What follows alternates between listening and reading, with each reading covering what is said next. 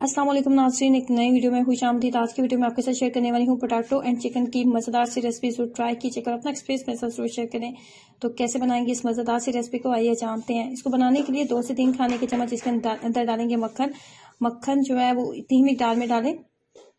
मक्खन का ही आप इस्तेमाल करें, मक्खन से इसका टेस्ट बहुत ही मजे का बनता है। उसके बाद इसके अंदर सबसे पहले हम ऐड करने वाले हैं सब्ज मिर्चें। 2 से 3 अदर सब्ज मिर्चें ली थी और उनको बड़ी कट करके ऐड कर लेंगे। उसको हमने 2 से 3 मिनट हमने मीडियम फ्लेम के ऊपर हल्का सा फ्राई कर लेना है। ये करना बहुत जरूरी है ताकि तमाम मिर्चों का कच्चापन जो है मुकम्मल तौर पर खत्म हो जाए।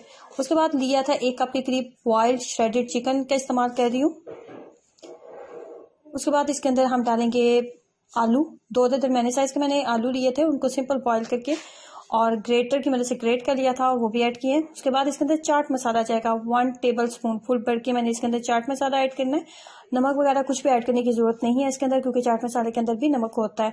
उसके बाद इसके अंदर मैंने डाला था थोड़ा सा सब्ज धनिया। उसके बाद ग्रीन चटनी, ये मार्केट से जो शेजवान वालों की या नेशनल वालों की ग्रीन चटनी के पैक्स मिलते हैं ना, वही ग्रीन चटनी का मैंने इस्तेमाल किए। और उसकी मिकदार 2 से 3 खाने के चम्मच हम ऐड करेंगे। बहुत ज़्यादा स्पाइसी नहीं बनाने वाली, क्योंकि बच्चों के लिए ये बना रही हूँ तो बच्चे इतने ज़्यादा स्पाइस को पसंद नहीं करते हैं। फ्लेम को मैंने बंद कर दिया है। अब थोड़ा सा वेट करती हूँ कि ये थोड़ा सा ठंडा हो जाए।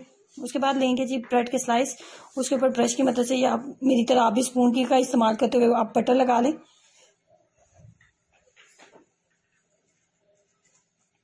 बटर लगाने के बाद इसके ऊपर हम वो मिक्सचर रखेंगे जो हमने रेडी किया अभी। अच्छे से उसको फैला लेंगे। अब यहाँ पे आप इस जो मिक्सचर हमने रखा है इसके ऊपर आप टमाटर के इस्तेमाल कर सकते हैं, आप खीरे रख सकते हैं, मतलब प्याज आप रख सकते हो, कुछ भी अगर आपको अच्छा लगता है वो रख लें। मुझे तो वो चीज़ें नहीं पसंद, मैंने इसके ऊपर सिर्फ मोज़रेला चीज़ का इस्तेमाल किया। उसके साथ भी इसका टेस्ट बहुत अच्छा बन जाएगा। उसके बाद दूसरा स्लाइस रखेंगे, हाथ की मदद से इसको करेंगे हल्का सा प्रेस ताकि ये दोनों अच्छे से चिपक जाए। उसके बाद ग्रिल पैन का इस्तेमाल करेंगे। अगर ग्रिल पैन नहीं है तो नॉर्मल पैन का भी इस्तेमाल कर सकते हैं। अगर नॉन स्टिक पैन आपके पास मौजूद नहीं है तो नॉर्मल तवे का भी आप इस्तेमाल कर सकते हैं, क्योंकि अब हमने सिर्फ स्लाइस को करना है हल्का सा क्रिस्पी बनाना है। और इसके लिए मैंने बटर का इस्तेमाल किया ग्रिल पैन के ऊपर। ग्रिल पैन के ऊपर अच्छे से लगाने के बाद उसके बाद हमने जो हमारे पास सैंडविच थे उनको रख देंगे।